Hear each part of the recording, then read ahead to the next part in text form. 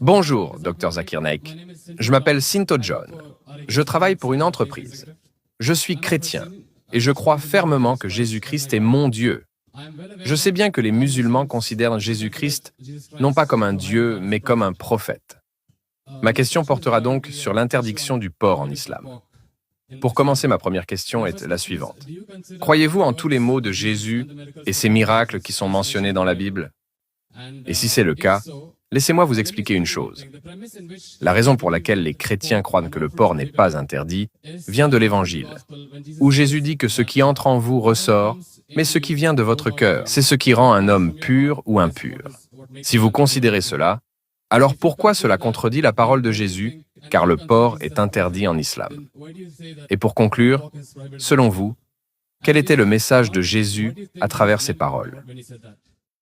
Avant de répondre à votre question, j'aimerais remercier le président du Prix international du Saint-Coran de Dubaï, M. Ibrahim Boumala, ainsi que le vice-président, le Dr Saïd, pour nous avoir donné cette merveilleuse opportunité. Je prie le Dieu Tout-Puissant qu'il donne plus d'opportunités aux gens de Dubaï pour entendre de telles conférences, afin que de plus en plus de gens reçoivent la hidayah, la guidance. Inch'Allah, Inch'Allah, pour que les gens acceptent l'islam.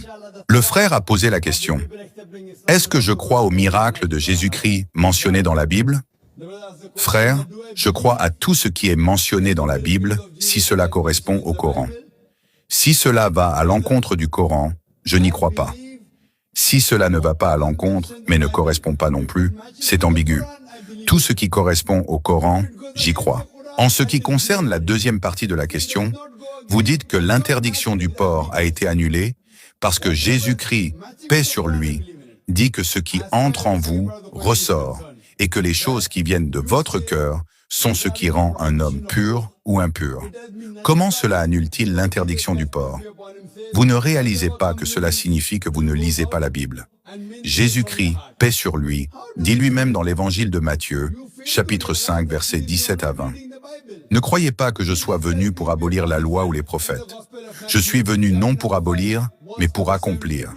Car en vérité, je vous le dis, tant que le ciel et la terre ne passeront point, il ne disparaîtra pas de la loi un seul iota ou un seul trait de lettre, jusqu'à ce que tout soit accompli. Celui donc qui supprimera l'un de ses plus petits commandements et qui enseignera aux hommes à faire ainsi, sera appelé le plus petit dans le royaume des cieux. Mais celui qui les observera et qui enseignera à les observer, celui-là sera appelé grand dans le royaume des cieux. Maintenant, vous prenez un autre verset qui dit que ce qui entre en vous ressort